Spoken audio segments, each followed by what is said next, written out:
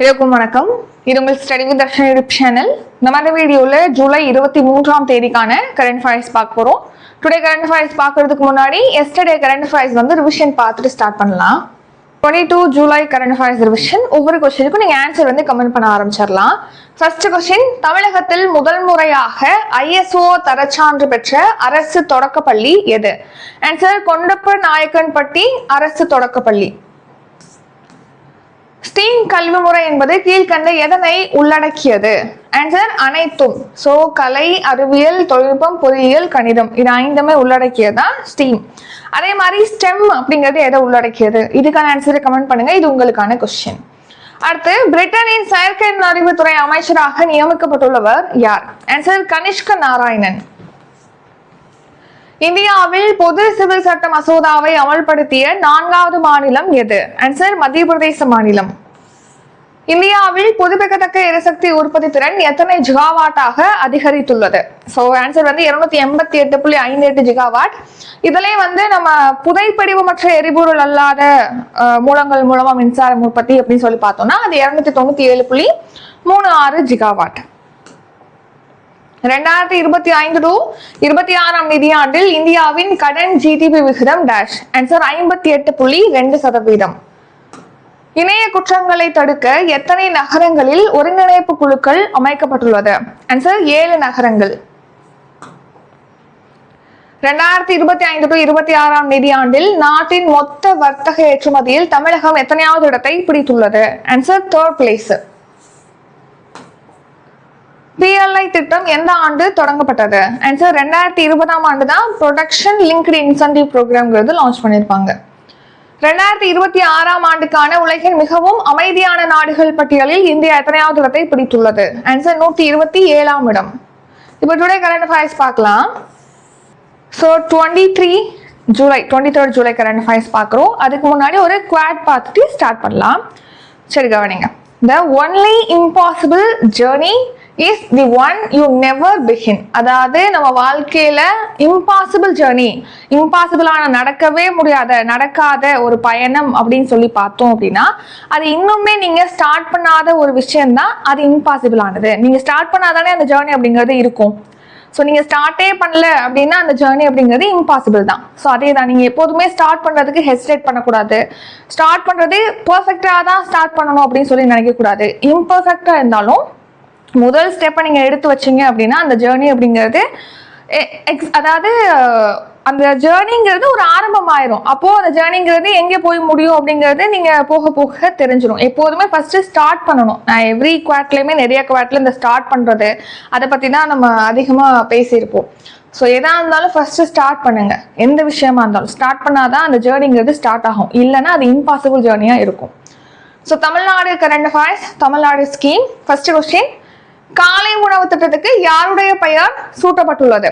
So Kamarajar, பெருந்தலைவர் காமராஜர் அவருடைய பெயர் பாத்தீங்கன்னா காலை உணவு திட்டத்துக்கு சூட்டியிருக்காங்க.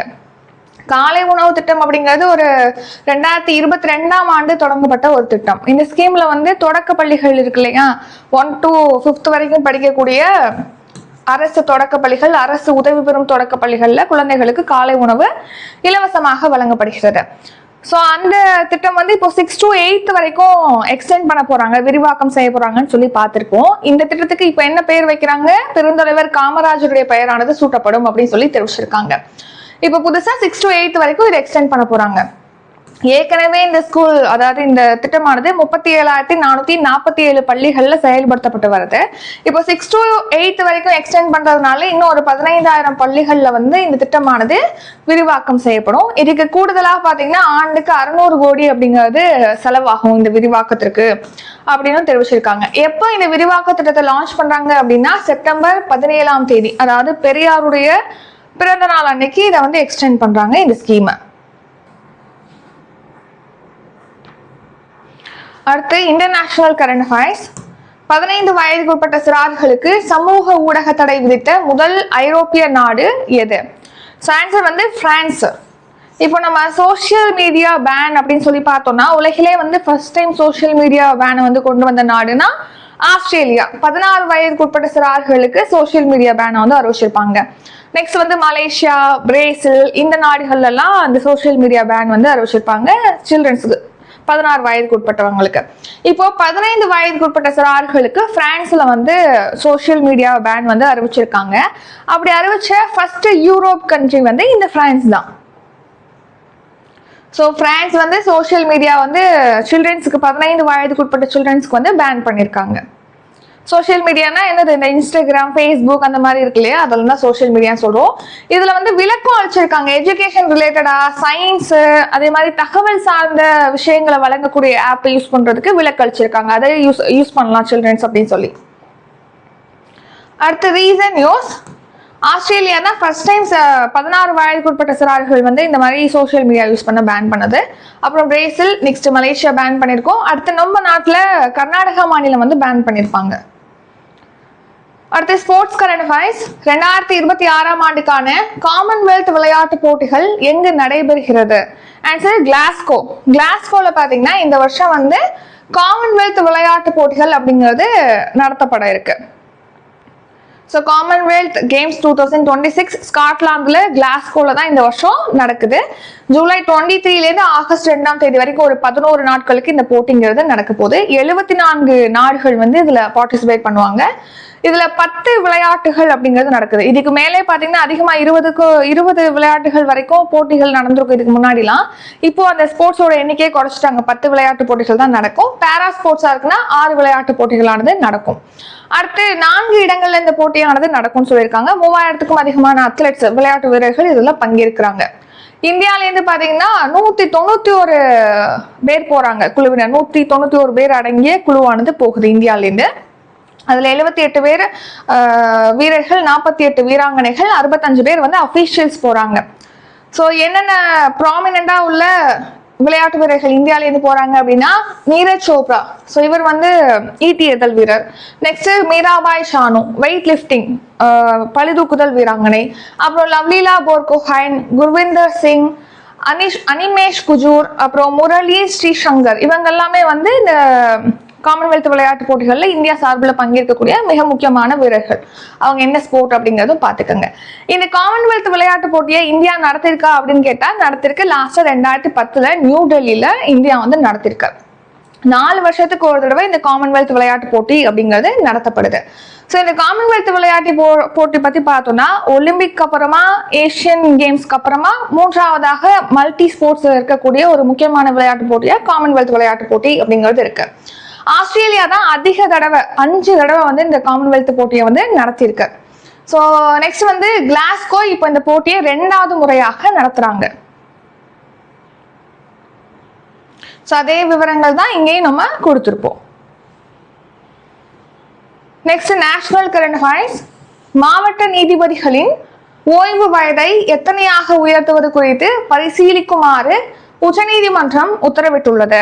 ஆன்சர் வந்து 61 உயர்த்தலாம் அப்படின்னு சொல்லிட்டு இப்போ உச்சநீதிமன்றம் உத்தரவிட்டிருக்காங்க. நார்மலா பாத்தீங்கன்னா இப்போ உச்சநீதிமன்றத்துல ஓய்வு பெறும் வயது நீதிபதிகளுக்கு அப்படின்னா 65, உயர் நீதிமன்றத்துல ஓய்வு பெறும் வயது அப்படின்னா 62. மற்றபடி ஸ்டேட்ஸ்ல உள்ள மாவட்ட நீதிமன்றங்கள் இருக்கு இல்லையா, அங்கே உள்ள நீதிபதிகளோட ஓய்வு பெறும் வயது அப்படிங்கிறது ஒவ்வொரு ஸ்டேட்டுக்கும் மாறும். அந்த ஸ்டேட் என்ன ஃபிக்ஸ் பண்றாங்களோ அந்த மாதிரி. ஸோ நார்மலா வந்து ஜென்ரலா வந்து 60 அந்த ஏஜ்ல வந்து ஓய்வு பெறும் வயதுல இருப்பாங்க. அங்கே நீதிபதிகளை ஓய்வு பெற சொல்லுவாங்க. ஓய்வு பெறும் வயது 60 இருக்கும். இப்போ என்ன பண்ணலாம்னு சொல்றாங்கன்னா 61 இதை உயர்த்தலாம். ஸோ இதை உயர்த்துறதுக்கு அந்தந்த ஸ்டேட், அந்தந்த யூனியன் டெரிட்டரி வந்து அவங்களுடைய ஜுடிஷியரிக்கு உட்பட்ட அந்த ஹைகோர்ட் கிட்ட வந்து ஆலோசிச்சதுக்கு அப்புறமா இந்த முடிவை எடுக்கலாம். ஆனா 61 இன்க்ரீஸ் பண்ணலாம்னு சொல்லிட்டு உச்சநீதிமன்றம் வந்து உத்தரவிட்டிருக்காங்க. மாவட்ட நீதிபதிகளுடைய அந்த ஓய்வு பெறும் வயதை உச்சநீதிமன்றத்துல 65, உயர் நீதிமன்றத்துல 62. ஸோ இப்போ வந்து மாவட்ட நீதிபதிகளோட ஓய்வு பெறும் வயதை இது கிடையாது, மாவட்ட நீதிமன்றத்துல ஓய்வு பெறும் வயதை 60ல இருந்து 61 இன்க்ரீஸ் பண்ணலாம்னு சொல்லிட்டு இப்போ ரெக்கமெண்ட் பண்ணிருக்காங்க உச்சநீதிமன்றம். அடுத்து சமிட். குவாட் அமைப்பின் வெளியுறவுத்துறை அமைச்சர்களின் கூட்டம் எங்கு நடைபெற்றது? ஆன்சர் மணிலால தான் இந்த குவாட் அமைச்சர்களுடைய, வெளியுறவு அமைச்சர்களுடைய, எக்ஸ்டர்னல் அஃபேர்ஸ் மினிஸ்டருடைய கூட்டம்ங்கிறது நடந்திருக்கு. ஸோ பிலிப்பைன்ஸுடைய மணிலால நடந்திருக்கு. குவாட் நாடுகள் அப்படின்னா ஒரு நாற்கர பாதுகாப்பு உரையாடல், அதுதான் குவாட் அப்படின்னு சொல்லி நம்ம சொல்லுவோம் ஷார்ட்டா. 4 நாடுகள் இருக்கு. நம்ம அமெரிக்கா, ஆஸ்திரேலியா, இந்தியா, ஜப்பான், இந்த 4 நாடுகள் கொண்ட கூட்டமைப்பு. ஃபர்ஸ்ட் இது ஒரு கடல்சார் பயிற்சியாக தான் ஸ்டார்ட் பண்ணியிருப்பாங்க, மலபார் கடற்படை பயிற்சின்னு சொல்லிட்டு. அதுக்கப்புறமா தான் இது ஒரு கூட்டமைப்பா வந்து ஸ்டார்ட் பண்ணியிருப்பாங்க. இப்போ அந்த அமைப்புடைய வெளியுறவு அமைச்சர்கள் கூட்டம் அப்படிங்கிறது இப்போ நடந்திருக்கு. 2007ஆம் ஆண்டு தான் இந்த குவாட் அமைப்புங்கிறது ஸ்டார்ட் பண்ணியிருப்பாங்க. குவாட்டுடைய ஃபில் ஃபார்ம் என்னன்னா குவாட்ரிலேட்டரல் செக்யூரிட்டி டயலாக், அதாவது நாற்கர பாதுகாப்பு உரையாடல். ஸோ இந்த வெளியுறவு அமைச்சர்கள் கூட்டத்தில் நம்ம இந்திய வெளியுறவுத்துறை அமைச்சர் ஜெய்சங்கர் அவர்கள் பங்கேற்றிருப்பாங்க. அதில் லாஸ்ட்டாக அறிக்கையை வெளியிட்டிருப்பாங்க. அந்த அறிக்கையில் என்ன சொல்லியிருப்பாங்கன்னா, ஆசியாவுடைய ஒற்றுமை மையத்தன்மைக்கு ஆதரவு அளிப்பதாக குவாட்டுடைய அறிக்கையில தெரிவிச்சிருப்பாங்க. அடுத்து சென்ட்ரல் கவர்மெண்ட் ஸ்கீம் அம்ருத் 2.0 திட்டம் எப்போது தொடங்கப்பட்டது? ஸோ இது 2021 அக்டோபர் 1 தான் அம்ருத் 2.0 திட்டம் அப்படிங்கிறது லான்ச் பண்ணியிருப்பாங்க.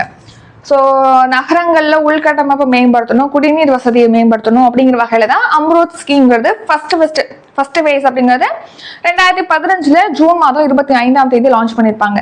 அதே சேம் டேட்ல தான் நம்ம இன்னும் 2 ஸ்கீமும் லான்ச் பண்ணியிருப்பாங்க. ஒன்று வந்து ஆவாஸ் யோஜனா அர்பன், ஆவாஸ் யோஜனா அர்பன் வந்து லான்ச் பண்ணியிருப்பாங்க. எப்போனா ஜூன் 25, 2015. இதே டேட்ல தான் அம்ருத் ஸ்கீமும் லான்ச் பண்ணியிருப்பாங்க. நெக்ஸ்ட் ஸ்மார்ட் சிட்டிஸ் மிஷன் சொல்லி பார்க்குறோம்ல, இந்த 3 ஸ்கீமுமே இந்த டேட்ல தான் லான்ச் பண்ணியிருப்பாங்க. அம்ருத் திட்டத்துடைய 2ஆம் கட்ட திட்டம்ங்கிறத 2021 அக்டோபர் 1 லான்ச் பண்ணியிருப்பாங்க. ஸோ இப்போ இந்த ஸ்கீம்ல தமிழ்நாட்டில் ஒரு சில திட்டங்களுக்கு ஒப்புதல் கொடுத்துருக்காங்க, குடிநீர் வழங்குறது, இந்த மாதிரி ஒரு சில உள்கட்டமைப்பு திட்டங்களுக்கு. அதனாலதான் இந்த கரண்ட் அஃபேர்ஸை பார்க்குறோம். தமிழ்நாட்டில் இத்தனை திட்டங்கள் இருக்கு அப்படிங்கிறதுக்காக பார்க்கல, இந்த ஸ்கீம் வந்து நியூஸ்ல வர்றதுனால அதை பத்தி பார்க்குறோம். சரிங்களா? குடிநீர் திட்டங்கள், கழிவுநீர் மேலாண்மை, நீர்நிலைகளை புனரமைக்கிறது, இதெல்லாமே இந்த திட்டத்தின் கீழ் செயல்படுத்தப்படுகிறது. எல்லாருக்குமே பாதுகாப்பான நீர் வந்து கிடைக்கணும், கழிவு நீர் மேலாண்மையை வந்து மேம்படுத்தணும், நீர்நிலைகளை புனரமைக்கணும், இதெல்லாம் இந்த ஸ்கீமுடைய நோக்கம். ஸோ இந்த ஸ்கீம் வந்து எந்த அமைச்சகத்தின் கீழ் செயல்படுத்தப்படுது அப்படின்னா, வீட்டு வசதி மற்றும் நகர்ப்புற விவகாரங்கள் அமைச்சகத்தின் கீழ் தான் இந்த ஸ்கீம் வந்து செயல்படுத்தப்படுகிறது. சென்ட்ரல் ஸ்கீம் பிரதமரின் ஜன் விகாஸ் காரியக்கிரம் திட்டம் எந்த ஆண்டு தொடங்கப்பட்டது? ஆன்சர் 2018ஆம் ஆண்டு தான் இந்த பிரதமரின் ஜன் விகாஸ் காரியக்கிரம் திட்டம்ங்கிறது லான்ச் பண்ணியிருப்பாங்க. இது யாருக்கான திட்டம் அப்படின்னா, சிறுபான்மையினர்கள், மைனாரிட்டிஸ்க்கான ஒரு திட்டம் தான். இப்போ இந்த மைனாரிட்டிஸ், சிறுபான்மையினர் அதிகமாக வாழக்கூடிய பகுதியில் அவங்களுடைய மேம்பாட்டுக்காக கல்வி, அவங்களுக்கு சுகாதாரம் வழங்குறது, வாழ்வாதாரத்துக்கான ஆப்பர்ச்சுனிட்டிஸ் வழங்குறது, அவங்களுக்கு ஸ்கில் டெவலப்மெண்ட் கொடுக்கறது, ஸோ அவங்களுடைய சமூக பொருளாதார நிலையை மேம்படுத்துற வகையில் அவங்களுக்கு உதவிகளை வழங்கணும், நிதி உதவிகளை வழங்கணும் அப்படிங்கிற வகையில் இந்த ஸ்கீம் லான்ச் பண்றாங்க. இப்போதான் இந்த ஸ்கீம் வந்து 2018 சொல்லி பார்க்குறோம். அதுக்கு முன்னாடியே இந்த ஸ்கீம் இருந்திருக்கு. அது எப்படி இருந்திருக்குன்னா, மல்டி செக்டாரல் டெவலப்மெண்ட் ப்ரோக்ராம் அப்படிங்கிற பேர்ல இருந்திருக்கு. பல்நோக்கு மேம்பாட்டு திட்டம்ங்கிற பேர்ல 2008 to 2009 லான்ச் பண்ணியிருப்பாங்க. அதுக்கப்புறமா தான் அந்த ஸ்கீமை வந்து மறுசீரமைச்சு இந்த பிரதான் மந்திரி ஜன் விகாஸ் காரியக்கிரம் ப்ரோக்ராம் திட்டம் அப்படின்னு சொல்லிட்டு லான்ச் பண்ணியிருப்பாங்க. இது எப்படின்னா 2018 மேல. அதுக்கு முன்னாடி இது பல்நோக்கு மேம்பாட்டு திட்டம்ங்கிற பேர்ல இருந்துச்சு. யார் செயல்படுத்துறா அப்படின்னா, மைனாரிட்டி அஃபேர்ஸ் மினிஸ்ட்ரி தான் செயல்படுத்துறாங்க. அதாவது சிறுபான்மையினர் விவகார அமைச்சகத்தின் கீழ் தான் இது செயல்படுத்தப்படுகிறது.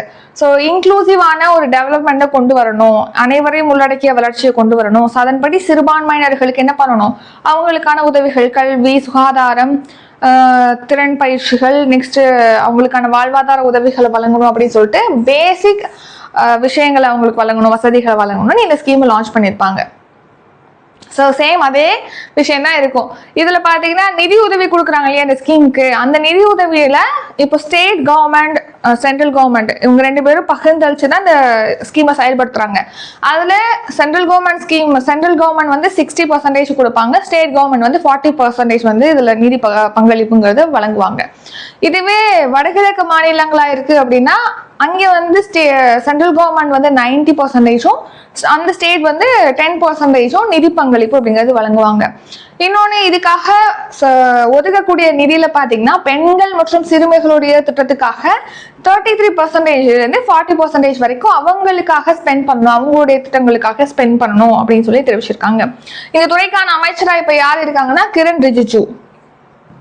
அடுத்து சயின்ஸ் அண்ட் டெக்கு கவச் என்பது ஆன்சர் வந்து தானியங்கி ரயில் பாதுகாப்பு அமைப்பு.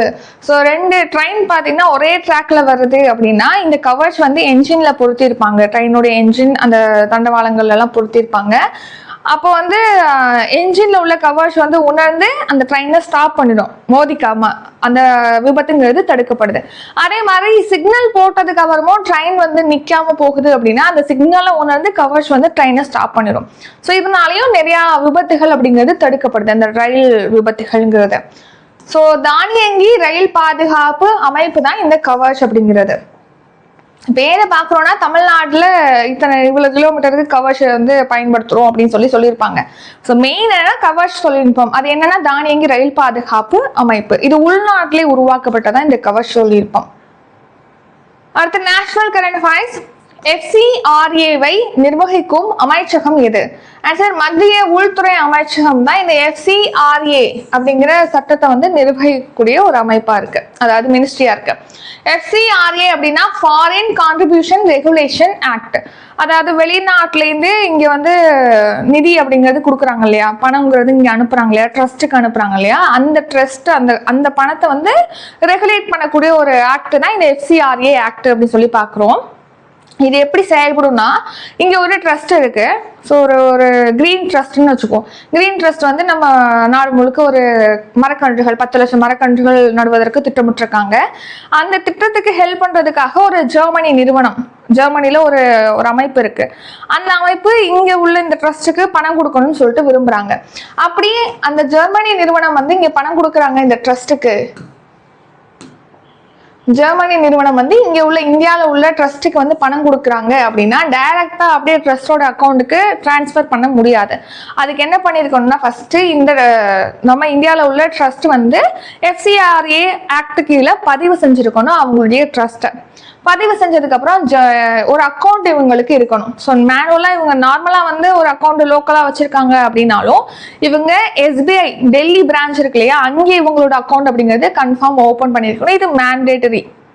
அப்படி அவங்க ஒரு அக்கௌண்ட் ஓபன் பண்ணிருக்காங்க அப்படின்னா அந்த அக்கௌண்ட்டுக்கு தான் இந்த ஜெர்மனி வந்து பணத்தை அனுப்ப முடியும். இங்க வந்ததுக்கு அப்புறமா இந்த ட்ரஸ்ட் வந்து அவங்களுடைய லோக்கல் அக்கௌண்ட்டுக்கு டிரான்ஸ்ஃபர் பண்ணி அதை யூஸ் பண்ணிக்கலாம். நெக்ஸ்ட் இவங்க பணம் அனுப்பிட்டாங்க இல்லையா, இந்த ட்ரஸ்ட் வந்து அந்த பணத்தை எப்படி வேணா யூஸ் பண்ணலாம் அப்படின்னு பண்ண முடியாது. அவங்களுடைய எய்ம் என்ன, 10 லட்சம் மரக்கன்றுகளை நடுவதற்காக தான் அந்த அக்கௌண்ட் அந்த பணத்தை வந்து பெற்றிருக்காங்க ஜெர்மனிக்கிட்டேருந்து. அப்படி பெற்ற அந்த பணத்தை அதுக்காக தான் செலவு செய்யணும். அதுல 20% வேணும்னாலும் அவங்க நிர்வாகத்துக்காக செயல்படுத்திக்கலாம். ஸோ அவங்களுடைய ஆஃபீஸை வந்து கொஞ்சம் ஃபேன்சி ஆஃபீஸை வந்து நாங்கள் ஓப்பன் பண்ணணும் அப்படின்னு சொல்லிட்டு ஒரு ஆஃபீஸை மாற்றணும், அங்கே உள்ள வேலை செய்கிறவங்களுக்கு சேலரி கொடுக்கணும், அந்த மாதிரி நிர்வாக சம்பந்தமாக அப்படி வரக்கூடிய பணத்தை 20% மட்டும்தான் யூஸ் பண்ண முடியும். அதுக்கு மேலே உள்ளதை நீங்கள் எதுக்காக வாங்குனீங்களோ, எந்த பர்பஸ்க்காக வாங்குனீங்களோ அதுக்காக தான் யூஸ் பண்ணணும். அப்படி நீங்க அந்த மாதிரி ஒர்க் பண்ணல, இந்த ட்ரஸ்ட் அந்த மாதிரி ஒர்க் பண்ணல, ஏமாத்துறாங்க அப்படின்னா அவங்களுடைய அந்த FCRA பதிவு இருக்கு இல்லையா, அதை வந்து ரத்து பண்ணிடுவாங்க. ஸோ அப்போ ஃபண்டே பெற முடியாது அவங்க. அப்படிதான் இது செயல்படும். ஸோ இது என்ன நமக்கு வழங்குது அப்படின்னா டிரான்ஸ்பரன்சியே கொடுக்குறாங்க. ஸோ வெளிப்படைத்தன்மை அப்படிங்கிறது இருக்கு இந்த ஆக்ட் கீழே. அக்கௌண்டபிலிட்டி, ஸோ அவங்க வந்து ஒரு ரெஸ்பான்சிபிலிட்டியாக இந்த ட்ரஸ்ட் செயல்படுறத இது உறுதிப்படுத்துது. அடுத்து இறையாண்மை, நம்ம அங்கேருந்து ஃபண்டை கொடுத்து இங்க இல்லீகலா அந்த மணியை யூஸ் பண்ணாம அந்த இறையாண்மையை பாதுகாக்குது இந்த சட்டம். ஸோ அதே தான் இங்கேயும் கொடுத்துருப்போம். ஸோ இந்தியாவில் தனிநபர்கள், தன்னார்வ அமைப்புகள், அப்புறம் அறக்கட்டளைகள், சங்கங்கள், நிறுவனங்கள் பெறக்கூடிய வெளிநாட்டு நன்கொடைகளை ஒழுங்குபடுத்துறது தான் இந்த திட்டம். ஸோ இதை நிர்வகிக்கக்கூடிய அமைச்சகம்னா மத்திய உள்துறை அமைச்சகம். ஸோ சேம் அதே விஷயங்கள் தான் நான் மேலே சொன்னது தான் இங்கே பார்க்குறோம். ஒரு ட்ரஸ்ட் வந்து இப்போ பதிவு செஞ்சுருக்காங்க FCRA ஆக்ட் கீழே அப்படின்னா அது எத்தனை வருஷத்துக்கு செல்லுபடி ஆகும்னா 5 இயர்ஸுக்கு செல்லுபடி ஆகும். அதுக்கப்புறம் அவங்க புதுப்பிச்சுக்கணும். தமிழ்நாடு ஸ்கீம் நீர் எழில் பள்ளி திட்டத்தின் முக்கிய நோக்கம் என்ன? ஆன்சர் கழிவு நீரை சுத்திகரித்து மறுபயன்பாடு செய்தல். ஸோ இப்போ பள்ளிகள் எல்லாம் பார்த்தீங்கன்னா கழிவு நீர் இருக்கும் இல்லையா, அந்த கழிவு நீரை சுத்திகரித்து அங்கே உள்ள தோட்டங்களுக்கு தண்ணீர் விடுறது, அந்த மாதிரி அதை மறுசுழற்சி செஞ்சு மறுபயன்பாடு செய்யறது தான் இந்த ஸ்கீமோட நோக்கம். அதுதான் நீர் எழில் பள்ளி திட்டம். ஜூலை 22 லான்ச் பண்ணியிருக்காங்க. இதை வந்து தமிழக அமைச்சர் ராஜ்மோகன் அவர்கள் தொடங்கி வச்சிருக்காங்க. நீரெழில் பள்ளி திட்டம் அரசு பள்ளிகள்ல தொடங்கப்பட்டிருக்கு. கழிவு நீரை சுத்திகரித்து மறுபயன்பாடு செய்யறது. இது வந்து யார் நிதி உதவி கொடுக்குறாங்க அப்படின்னா தனியார் நிதி உதவியோடு இந்த திட்டமானது செயல்படுத்தப்படுகிறது. டெய்லி வந்து ஒரு 25 லிட்டர் கழிவு நீரை சுத்திகரித்து மறுபயன்பாடு செய்யணும். பள்ளியில் உள்ள தோட்டம், நிலத்தடி நீர் உயர்வுக்கு யூஸ் பண்றது, அதுக்கெல்லாம் அதை பயன்படுத்தலாம். முதற்கட்டமாக இப்போ 5 அரசு பள்ளிகளில் லான்ச் பண்ணியிருக்காங்க இந்த ஸ்கீமை, ஜூலை 22ல். சேம் அதே தான் இங்கேயும் கொடுத்துருப்போம். அடுத்து மிஷன் கோல்டன் ஸ்பைஸ் எந்த மாநிலத்துடன் தொடர்புடையது? ஆன்சர் மேகாலயா. ஸோ இது வந்து நேஷனல் கரண்ட் அஃபேர்ஸ் அல்லது சென்ட்ரல் கவர்மெண்ட் ஸ்கீம்னு வச்சுக்கலாம். இப்போ மிஷன் கோல்டன் ஸ்பைஸ் அப்படிங்கிறது என்னன்னா, அங்க மேகாலயால ஒரு டர்மரிக் இருக்கு, மஞ்சள் இருக்கு. அந்த மஞ்சளை வந்து உலக அளவுல வந்து ஒரு ஒரு பிராண்ட் மாதிரி கொண்டு போகணும் அப்படிங்கிறதுக்காக இப்போ இனிஷியேட்டிவ் எடுக்கிறாங்க. அந்த இதுதான் மிஷன் கோல்டன் ஸ்பைஸ். மேகாலயோடைய டர்மரிக்கை அந்த மாதிரி உலகளாவிய ஒரு ப்ராடக்டா கொண்டு போகணும் அப்படிங்கிறதுக்காக. ஸோ லகடாங் மஞ்சள், மேகாலயால லகடாங் டர்மரிக், லகடாங் மஞ்சள் அப்படிங்கிறது இருக்கு. ஸோ அதை வந்து உலக தரமான உயர்தர மசாலா பிராண்டாக உருவாக்கணும்னு சொல்லிட்டு. ஸோ இதில் பார்த்தீங்கன்னா நம்ம நார்மல் மஞ்சளை விட இது நல்ல மஞ்சள் கலரில் இருக்குமா, மஞ்சள் கலரை கொடுக்குமா. இன்னொன்று மருத்துவ குணங்கள் நிறைய இருக்குது இந்த மஞ்சளில். ஸோ அதனால இது உலகளாவிய பிராண்டாக மாற்றணும் அப்படிங்கிறதுக்காக செயல்படுத்துறாங்க. இதை யார் வந்து இதை திட்டத்தை செயல்படுத்துறாங்க அப்படின்னா, வடகிழக்கு பிராந்திய மேம்பாட்டு அமைச்சகமும் நார்த் ஈஸ்டர்ன் கவுன்சிலும் இணைஞ்சுதான் இதை செயல்படுத்துறாங்க. 5 இயர் பிளான் இது. 2025 to 2030 வரைக்கும் இது செயல்படுத்துவாங்க. ஸோ அந்த மஞ்சள்ல குர்மீன் அளவு அப்படின்னு சொல்லி பார்ப்பாங்க. அந்த குர்மீன் அளவுனா அந்த மஞ்சள் எந்த அளவுக்கு பிரைட்டா இருக்கு, பிளஸ் அதில் உள்ள மருத்துவ குணங்களை பொறுத்து சொல்லுவாங்க. ஸோ அந்த குர்மீன் அளவு அப்படிங்கிறது 7 to 10% உயர்ந்திருக்கு மற்ற மஞ்சள்களோட ஒப்பிடும்போது இந்த மஞ்சள், லகடாங் மஞ்சள்ல. முக்கியமான என்ன கவனம் செலுத்த போறாங்கன்னா, அதை பிராண்டிங் பண்ண போறாங்க, அது மார்க்கெட் கனெக்ஷன் அப்படிங்கிறது ஏற்படுத்த போறாங்க, அது அதிகமா உலக அளவுல அதை ஏற்றுமதி செய்ய போறாங்க. 2030க்குள்ள இந்த மஞ்சளை 2500 ஹெக்டேர் பரப்பளவுல சாகுபடி பண்ணணும்னு சொல்லிட்டு டார்கெட் இருக்கு. ஸோ லகடாங் மஞ்சளுக்கு ஏற்கனவே GI டேக்கும் பெற்றிருக்காங்க. அடுத்து ஷார்ட் கரண்ட் அஃபேர்ஸ். அமெரிக்காவுடைய ஜெனரிக் மெடிசன் இருக்கு இல்லையா, அதுக்கான இறக்குமதி வரியை வந்து 100% இப்போ இன்க்ரீஸ் பண்ண போறதா சொல்லியிருக்காங்க. இதனால இந்தியா பாதிக்கப்படும். ஏன்னா நம்ம மருந்து பொருட்களை வந்து அதிகமா ஏற்றுமதி செய்யக்கூடிய நாடா இந்தியா இருக்கு. அதுல அதிகமா அமெரிக்காவுக்கு ஏற்றுமதி செய்யறோம். இப்போ வரி போட்டாங்க அப்படின்னா அது இந்தியாவை பாதிக்கும். அடுத்து அமெரிக்கா ஈரானுக்கு எதிரான ராணுவ நடவடிக்கைகளுக்காக $3750 கோடி அமெரிக்க டாலரை அமெரிக்க பாதுகாப்புத்துறை வந்து செலவு செஞ்சிருக்குன்னு சொல்லி தெரிவிச்சிருக்காங்க. அடுத்து டுடே கரண்ட் அஃபேர்ஸ் ரிவிஷன் பார்க்கலாம். அதுக்கு முன்னாடி Group 2 and Group 4க்காக கிளாஸஸ் வந்து ஸ்டார்ட் ஆகுது நம்ம சேனல்ல. மேக்ஸ் கிளாஸஸ் வந்து நாளைக்கு ஸ்டார்ட் ஆகுது, ஜாயின் பண்ணிக்கோங்க. அதை பற்றி டீட்டெயில் தெரிஞ்சுக்கணும்னா டிஸ்கிரிப்ஷனில் கொடுத்துருக்கோம், செக் பண்ணி பார்த்துக்கோங்க. எக்கனாமிக் கிளாஸஸ் வந்து இருக்கு. நெக்ஸ்ட் வந்து டெஸ்ட் பேட்ச் பொறுத்த வரைக்கும் தமிழ் டெஸ்ட் பேட்ச் ஸ்டார்ட் ஆகுது, மேக்ஸ் டெஸ்ட் பேட்ச் வந்து ஸ்டார்ட் ஆகுது. கரண்ட் அஃபேர்ஸ் சப்ஸ்கிரிப்ஷன் நம்ம ஸ்டார்ட் பண்ணுறோம். இதை பற்றி டீட்டெயிலாக டிஸ்கிரிப்ஷனில் இருக்குது. கரண்ட் அஃபேர்ஸ் மட்டும் வேணுங்கிறவங்க மந்த்லி கரண்ட் அஃபேர்ஸும் ப்ரொவைட் பண்ணுறோம். எல்லா டீட்டெயிலும் டிஸ்கிரிப்ஷனில் கொடுத்துருக்கோம், செக் பண்ணி பார்த்துக்கோங்க. டவுட் இருக்கவங்க கால் பண்ணி கேட்கலாம். ஸோ இப்போ நம்ம ரிவிஷன் பார்க்கலாம். ஃபர்ஸ்ட் கொஸ்டின், காலை உணவு திட்டத்துக்கு யாருடைய பெயர் சூட்டப்பட்டுள்ளது? ஆன்சர் பெருந்தலைவர் காமராஜர். 15 வயதுக்குட்பட்ட சிறார்களுக்கு சமூக ஊடக தடை விதித்த முதல் ஐரோப்பிய நாடு எது? Answer France. 2026ஆம் ஆண்டுக்கான காமன்வெல்த் விளையாட்டுப் போட்டிகள் எங்கு நடைபெறுகிறது? Answer Glasgow. மாவட்ட நீதிபதிகளின் ஓய்வு வயதை எத்தனையாக உயர்த்துவது குறித்து பரிசீலிக்குமாறு உச்சநீதிமன்றம் உத்தரவிட்டுள்ளது? ஆன்சர் 61 ஆண்டுகளா இன்க்ரீஸ் பண்ணணும்னு. குவாட் அமைப்பின் வெளியுறவுத்துறை அமைச்சர்களின் கூட்டம் எங்கு நடைபெற்றது? ஆன்சர் மணிலா. அம்ருத் 2.0 திட்டம் எப்போது தொடங்கப்பட்டது? 2021 அக்டோபர் 1 லான்ச் பண்ணிருப்பாங்க. பிரதமரின் ஜன் விகாஸ் காரியக்கிரம் திட்டம் எந்த ஆண்டு தொடங்கப்பட்டது? ஆன்சர் 2018ஆம் ஆண்டு. கவர்ச் என்பது டேஷ்? ஆன்சர் தானியங்கி ரயில் பாதுகாப்பு அமைப்பு. FCRA நிர்வகிக்கும் அமைச்சகம் எது? ஆன்சர் மத்திய உள்துறை அமைச்சகம். நீரழில் பள்ளி திட்டத்தின் முக்கிய நோக்கம் என்ன? ஆன்சர் கழிவு நீரை சுத்திகரித்து மறுபயன்பாடு செய்தல். இத்துடன் இன்றைக்கான கரண்ட் அஃபேர்ஸ் வீடியோ நிறைவடைகிறது. இந்த வீடியோ உங்களுக்கு பிடிச்சிருந்தா லைக் பண்ணுங்க, ஷேர் பண்ணுங்க. நம்ம சேனலை நீங்க இன்னும் சப்ஸ்கிரைப் பண்ணலன்னா மறக்காம சப்ஸ்கிரைப் பண்ணிக்கோங்க. நன்றி, வணக்கம்.